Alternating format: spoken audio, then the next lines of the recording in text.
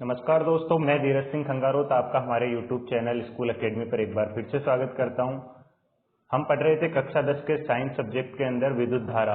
आज हम इसका तीसरा भाग पढ़ने जा रहे हैं। इससे पहले हम इस चैप्टर के अंदर आपने देखा कि विद्युत धारा के बारे में पढ़ चुके हैं, विद्युत विभव एवं विभवांतर के बारे में पढ़ चुके हैं, आवश्यक परिपथ उपकरणों के बारे में पढ़ चुके हैं, ओम के नियम को हमने पढ़ा है, प्रतिरोध एवं प्रतिरोधकता के बारे में हमने पढ़ा है, प्रतिरोधों का संयोजन हम पढ़ चुके हैं, विद्युत धारा का तापीय प्रभाव एवं विद्युत धारा का चुंबकीय प्रभाव तक हम हमारे पिछली दो कक्षाओं के अंदर हम पढ़ चुके हैं।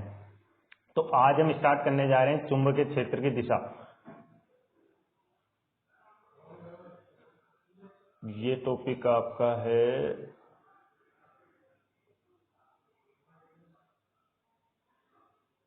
ये लीजिए, चुंबकीय क्षेत्र की दिशा हम आज स्टार्ट करने जा रहे हैं।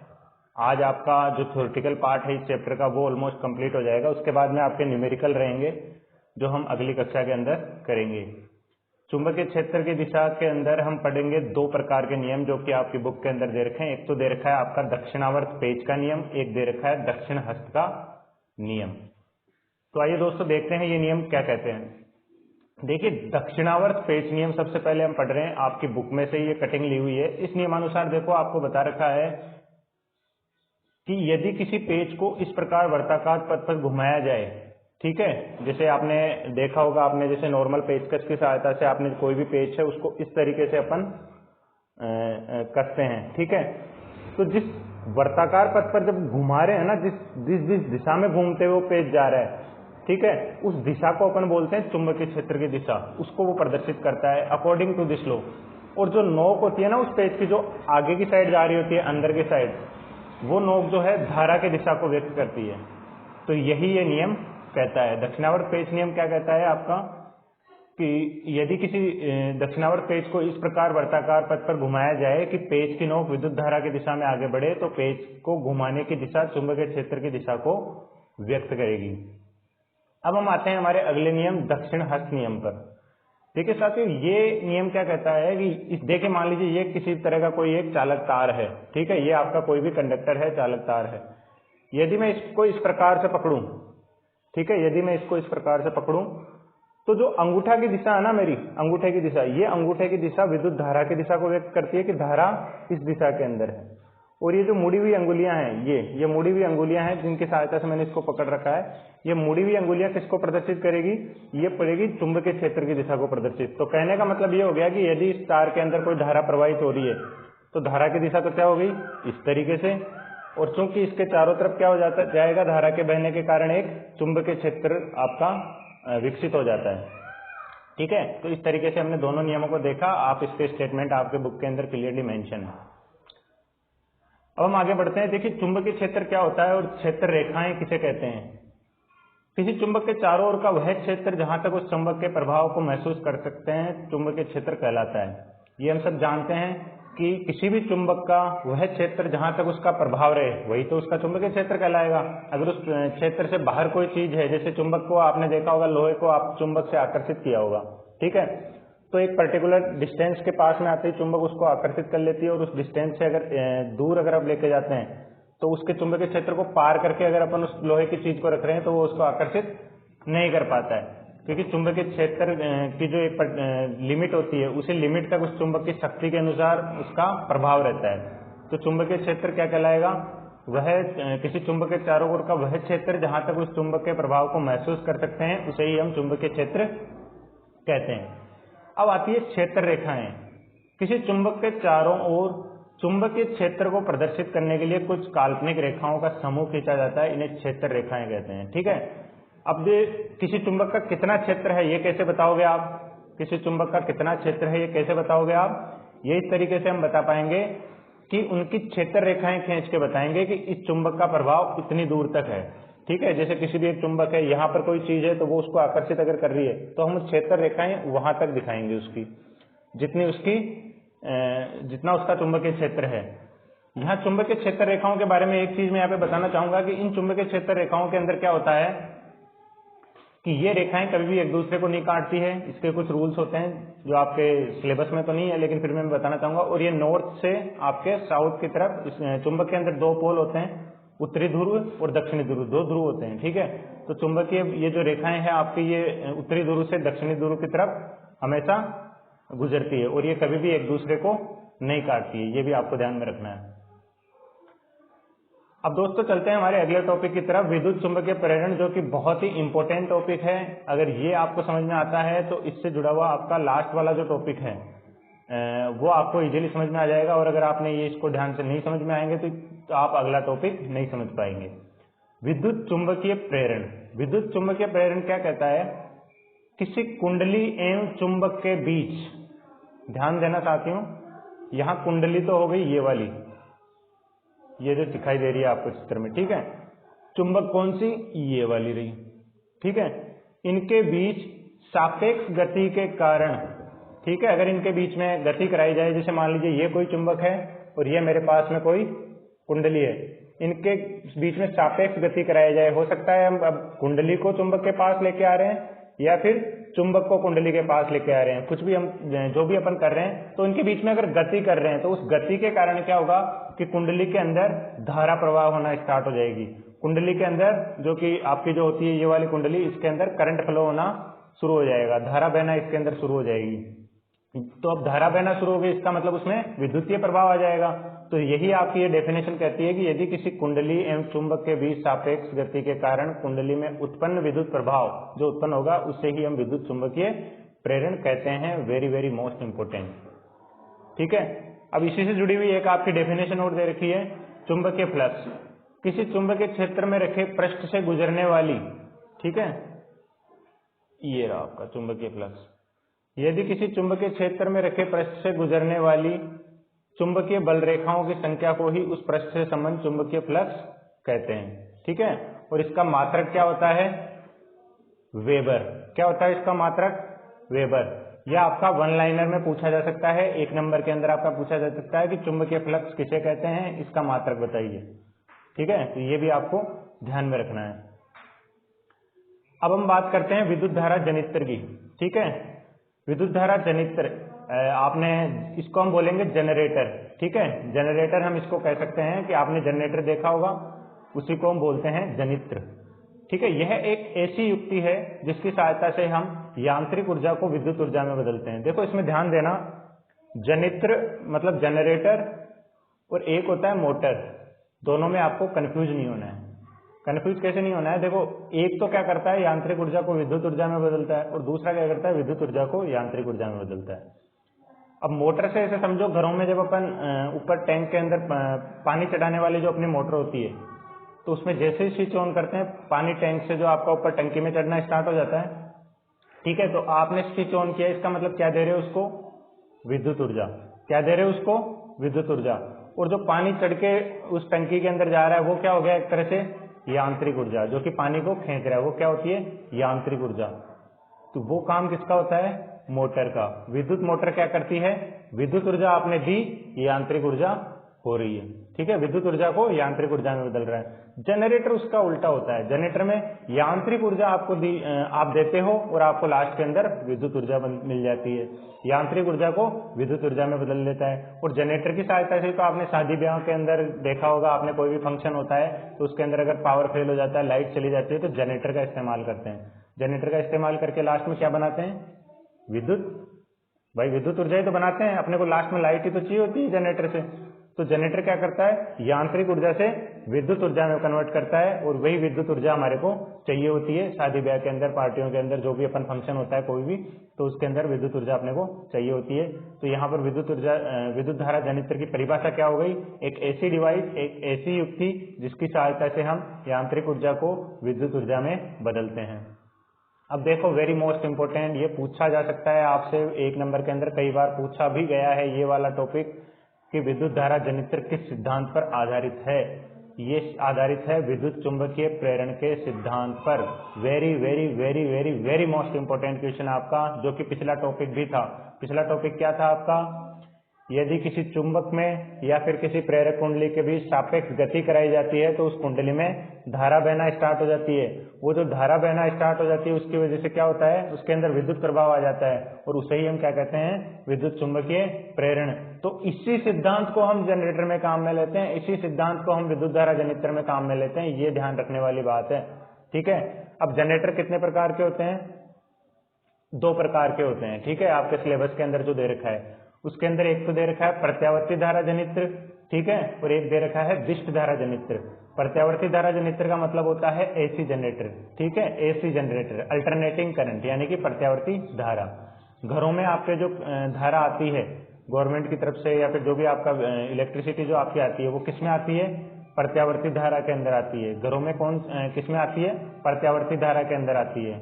किस में आती है, प्रत्यावर्ती धारा के अंदर आती है। और आपने अभी श्रेणी क्रम और समांतर क्रम संयोजन पढ़ा था अपने पहले चैप्टर के अंदर, दूसरा जो अपना लेक्चर था उसके अंदर, तो आपने उसके अंदर देखा होगा प्रत्यावर्ती धारा मैंने बताया था समांतर क्रम संयोजन में क्या समान रहता है, वोल्टेज समान रहता है। मैंने बताया था उसमें क्या समान रहता है, वोल्टेज समान रहता है। तो वोल्टेज समान रहने का मतलब घरों में जो कनेक्शन होते हैं वो किस में होते हैं, श्रेणी क्रम में होते हैं या समांतर क्रम में होते हैं। ध्यान रखना हमेशा आपके जो घरों में कनेक्शन होते हैं वो किस में होते हैं, समांतर क्रम में होते हैं। किस में होते हैं, समांतर क्रम में होते हैं। समांतर क्रम में क्यों होते हैं, ताकि वोल्टेज समान रहे, ताकि वोल्टेज समान रहे।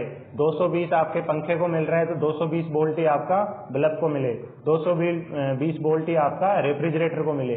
तो इस कारण से क्या है कि आपके जो भी घरों के कनेक्शन होते हैं वो समांतर क्रम में होते हैं। अब वापस आते हैं अपने टॉपिक पर अपन। इसमें मैंने बताया घरों में कौन सी सप्लाई मिलती है आपको, प्रत्यावर्ती धारा जनित्र। कौन सी सप्लाई मिलती है आपको, प्रत्यावर्ती धारा जनित्र सॉरी प्रत्यावर्ती धारा आपको सप्लाई मिलती है। और अब अभी जो हम पढ़ रहे हैं वो पढ़ रहे हैं प्रत्यावर्ती धारा जनित्र। ये क्या है, मैंने आपको जैसे बताया, ये वही विद्युत युक्ति है जो यांत्रिक ऊर्जा को अब विद्युत ऊर्जा में तो बदलती है, लेकिन कौन सी विद्युत ऊर्जा, प्रत्यावर्ती विद्युत ऊर्जा। तो आप जो जनरेटर काम में ले रहे हो शादी ब्याह के अंदर, वो कौन सा काम में ले रहे हो, प्रत्यावर्ती धारा जनित्र ही काम में ले रहे हो। प्रत्यावर्ती धारा जनित्र कैसे ले रहे हो कि जो आपको आपके उपकरण ही तो चलाने हैं। जैसे कोई लाइट की आपको जरूरत पड़ गई, आपने जनरेटर लगाया, लाइट चल गई, तो आपने जनरेटर ऑन किया और आपकी जो भी उपकरण है वो वापस चलने लग गए। वो उपकरण चलते ही प्रत्यावर्ती धारा पे ही है, ऐसे वो विशिष्ट धारा पे नहीं चलते हैं वो उपकरण। ठीक है, तो इसका मतलब क्या हो गया कि जो आपके जनरेटर से मिल रही है वो कौन सी धारा है, प्रत्यावर्ती धारा है। इसके देखो साथ ही 4 भाग होते हैं, वेरी मोस्ट इंपोर्टेंट। ये चारों भाग कौन कौन से होते हैं, एक तो होता है क्षेत्र चुंबक, एक स्ट्रॉन्ग मैग्नेट इसमें लगी हुई रहती है इस तरीके से। ठीक है, ये मान लीजिए उसका उत्तरी ध्रुव हो गया, ये दक्षिणी ध्रुव हो गया। ठीक है, क्षेत्र चुंबक। दूसरा एक मैंने बता रहा हूँ इसका पहला टॉपिक, ये आर्मेचर। आर्मेचर को हम आप बोल सकते हो कुंडली, एक तरह से क्या बोल सकते हो यहाँ पे, कुंडली। इस आर्मेचर को क्या करते हैं, उस क्षेत्र चुंबक के अंदर लेके आते हैं अपन। वही तो बताया, सापेक्ष गति दोनों के बीच में। ठीक है, आर्मेचर एक तरह से कुंडली हो गई और चुंबक हो गई। तो विद्युत चुंबकीय प्रेरण का सिद्धांत क्या कहता है, आप जब उनको सापेक्ष गति कराते हो तो क्या होता है, उस कुंडली में धारा बहना स्टार्ट हो जाती है। यहाँ भी सेम वही चीज होगी, क्षेत्र चुंबक के पास में जब आप आर्मेचर लेके आते हो तो आर्मेचर के उससे करंट बहना स्टार्ट हो जाती है। और उस आर्मेचर से क्या जुड़ा हुआ रहता है, सर्पी वलय जुड़े रहते हैं, जो कि अभी मैं आपको आगे डायग्राम में बताऊंगा कि सर्पी वलय क्या काम आते हैं, किस तरीके के होते हैं। और सर्पी वलय से क्या जुड़े रहते हैं, ब्रुश जुड़े रहते हैं। ब्रुश किस वजह से जोड़ते हैं इनको, ब्रुश इसलिए जोड़ते हैं कि ब्रुश उससे संपर्क में रहता है। ठीक है, अगर ब्रुश की जगह आप ब्रुश नहीं लगाओगे, डायरेक्ट वायर कनेक्ट कर दोगे तो जैसे ही वो घूमेगा, ठीक है, तो वो वायर ब्रेक हो जाएंगे आपके। इसलिए ब्रुश लगाते हैं ताकि वो ब्रुश क्या है कि उससे हमेशा संपर्क में बने रहेंगे, चाहे वो कितना ही घूमे, और आपका वायर ब्रेक नहीं होगा, वायर टूटेगा नहीं, वो आपके संपर्क में बना रहेगा। ठीक है, अब देखो डायग्राम से आप इसको समझ सकते हो। ठीक है, ये आपका क्या हो गया, क्षेत्र चुंबक। क्षेत्र चुंबक मतलब चुंबकीय क्षेत्र, जिसका एक पोल ये रहा, एक पोल ये रहा, दोनों पोल। इन दोनों पोल के बीच में मैंने बताया कि आपका कोई भी एक मान लिया आपने चुंबकीय क्षेत्र है, इसमें आप लेके आ रहे हो। इसको आप कुंडली भी मान सकते हो या फिर आर्मेचर भी मान सकते हो, ये आप इसके अंदर लेके आ रहे हो। ठीक है, और आप इसको शाफ्ट की सहायता से घुमा रहे हो। अब शाफ्ट कहाँ होती है, उसको जो घुमाने वाली होती है। ठीक है, वो अभी आपको एक एनिमेशन के थ्रू मैं इसके अंदर बताऊंगा अगली स्लाइड के अंदर कि किस तरीके से हम उसको घुमाते हैं।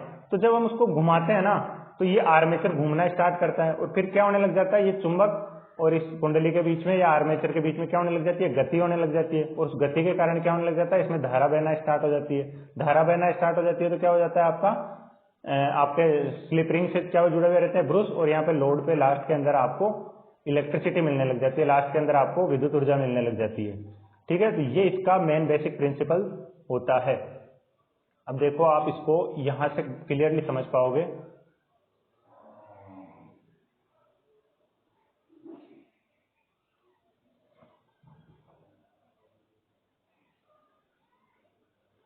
एक मिनट।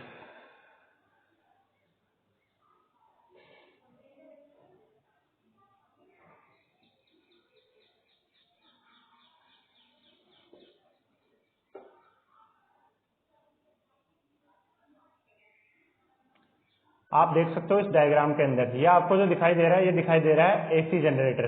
क्या दिखाई दे रहा है आपको? AC generator. देखो अब यहाँ पे मैं थोड़ा सा इसको बताना चाहूंगा रोक के कि यहाँ पे जो आपके सामने स्क्रीन पे हो रहा है उसको आप ध्यान से देखो। यह आर्मेचर है, इससे जुड़ा हुआ ये वाला आपका क्या है? स्लिप रिंग जुड़ा हुआ है। लास्ट के अंदर ये जो लोड पे धारा जो आपको दिखाई दे रही है, ठीक है, ये जो आपको मैकेनिकल एनर्जी से इलेक्ट्रिकल एनर्जी में कन्वर्जन दिखाई दे रहा है। ये जब आप इसको पूरी स्लाइड को देखोगे तो आपको ये इजीली समझ में आ जाएगा। ये देखिए ये जिस तरीके से घूम रहा है उससे क्या है कि ये आप गैल्वेनोमीटर जो लगा हुआ है उसमें विक्षेप आ रहा है। देखो कि कितना उसका आपका वोल्टेज जनरेट हुआ है, कितनी विद्युत धारा आपकी जनरेट हुई। ये देखिए वो आपकी कुंडली दिखाई दे रही है आपको, ठीक है, जिसको आप आर्मेचर बोल सकते हो। उसके अंदर आपका ये चुंबक उसमें प्रवेश करने जा रहा है। सापेक्षिक गति आप कैसे भी करा सकते हो, चुंबक को या तो कुंडली में करा दो या फिर कुंडली के अंदर कुंडली को आप चुंबक के पास ले आओ। तो जैसे ही आप इसको लेके आते हो तो उसके अंदर धारा बहना स्टार्ट हो जाती है। और धारा को किसमें नोट कर रहे हैं अपन? इस मीटर के अंदर लगा के अपन नोट कर रहे हैं। अब देखो इसके क्या क्या पार्ट्स होते हैं इसको आप समझ सकते हो। इसके अंदर क्या क्या पार्ट होंगे आपके? ये आर्मेचर एबीसीडी है जिसको आप कुंडली भी बोल सकते हो, जो कि घुमाने का काम, घूमने का काम करता है इसके अंदर, ठीक है।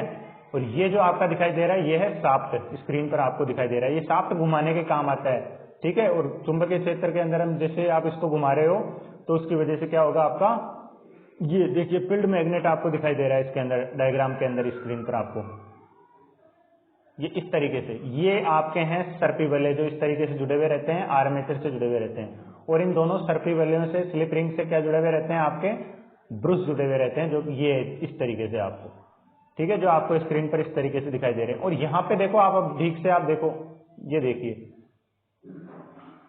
ये जब आपका एक तरफ तो क्या होगा कि पैरेलल में आता है। मान लीजिए ये आपका चुंबकीय क्षेत्र है, ठीक है, ये आपका चुंबकीय क्षेत्र है और ये आपका घूम रहा है आर्मेचर। तो जब आर्मेचर इस तरीके से आएगा इसके बिल्कुल, तो इसको हम बोलेंगे लंबवत, ठीक है। और जब वो घूम के ऐसे हुआ तो उस टाइम क्या हो गया? समानांतर। समानांतर समझते हो, जैसे रेल की पटरियां समानांतर होती है, ठीक है, बिल्कुल एक पर्टिकुलर डायरेक्शन में होती है, जिनके बीच में जो दूरी यहाँ पर है वही दूरी आगे तक बनी रहती है। तो यहाँ वो हो जाएगा समानांतर।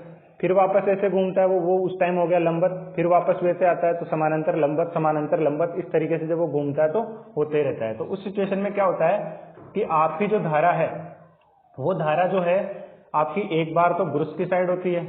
एक बार इसको एनिमेशन को अपन कंप्लीट देख लेते हैं। ये देखिए इस तरीके से,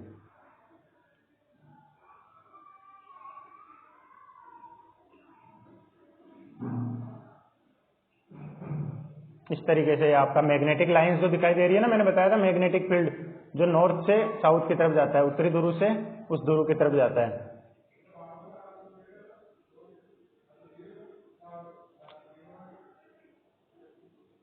ये देखिए यहाँ पे क्या है कि जब आपकी जो धारा इसके अंदर बनना स्टार्ट हो जाती है, जो आपकी धारा इसके अंदर बनना स्टार्ट हो जाती है, उससे होता क्या है कि ये जो करंट आया आपका, एक बार ये पैरेलल रहता है, एक बार क्या रहता है? सीरीज में रहता है। यानी कि एक बार समानांतर रहता है, एक बार उसके लंबवत रहता है। तो उसकी वजह से क्या होता है कि आपके जो स्लिप रिंग, ये जो सर्पी बल्ले हैं और जो आपका ब्रुश है, उसके अंदर क्या चेंजेस आते हैं कि आपका एक बार तो जो है करंट, क्योंकि एक बार मिनिमम होगी वैल्यू, एक बार मैक्सिमम होगी, एक बार अधिकतम होगी और एक बार न्यूनतम।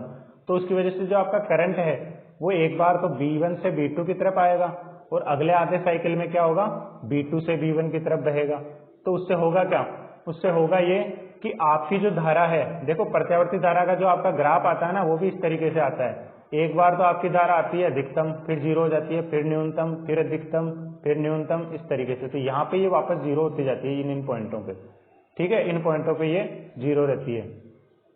तो प्रत्यावर्ती धारा से कहने का मतलब ये है कि जैसे इंडिया के अंदर क्या होती है, आपकी आवर्ती जो होती है, जो धारा आपकी आ रही होती है, उसको आती है 50 हर्ट्ज। कितनी आती है? 50 हर्ट्ज। आवर्ती को हम किसमें नापते हैं? 50 हर्ट्ज के अंदर नापते हैं, ठीक है। तो इंडिया के अंदर कितनी आवर्ती होती है? 50 हर्ट्ज आवर्ती होती है।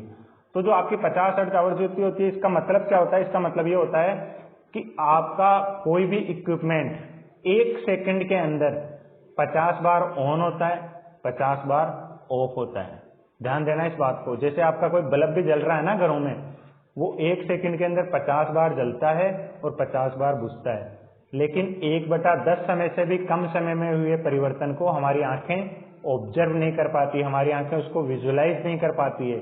इसकी वजह से क्या होता है कि वो हमें निरंतर जलता हुआ दिखाई देता है कि यार ये तो जल ही रहा है, अपन ने स्विच ऑन किया तो वो जल ही रहा है, जबकि वो जल नहीं रहा होता। जल तो रहा ही होता है अपने को, जो विजुलाइजेशन जो अपने को दिख रहे हैं, लेकिन वो एक्चुअल के अंदर 1 सेकंड के अंदर 50 बार जलता है और 50 बार बुझता है। इसका मतलब 50 बार ऑन ऑफ होता है, लेकिन अपना 1 सेकंड के अंदर इतना जल्दी होती है ये सारी प्रक्रिया कि अपनी आंखें उसको देख नहीं पाती है। ठीक है, तो उस वजह से आप क्या कह सकते हो कि ये एसी जो धारा है वो आपकी चेंज होती रहती है, अधिकतम होती है, फिर 0 हो गई, फिर न्यूनतम हुई, फिर अधिकतम हुई, इस तरीके से इसकी चेंजिंग होती रहती है। इसको हम प्रत्यावर्ती धारा कहते हैं। और घरों में काम आने वाले सारे के सारे उपकरण आपके इसी पे बेस्ड होते हैं।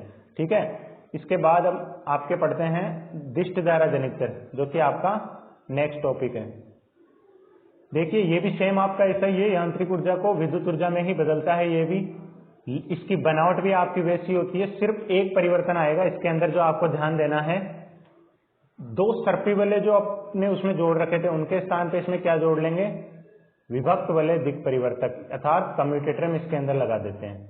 वो कम्यूटेटर क्या करता है, देखिए ये रहे, ठीक है, सेम एज इट इज है, वही आर्मेचर है, वही आपका क्षेत्र चुंबक है। ठीक है, ये घूमेगा, ये घूमेगा तो क्या होगा, आपकी विद्युत धारा प्रवाहित होगी। यहाँ पे क्या है कि एक टाइम जैसे ब्रूस B1 धनात्मक है और ब्रूस B2 ऋणात्मक हो गया पहले साइकिल में, जब वो मान लीजिए समांतर है, तो उस सिचुएशन के अंदर क्या होगा, आपका करंट इसके अंदर बहना स्टार्ट हो जाएगा।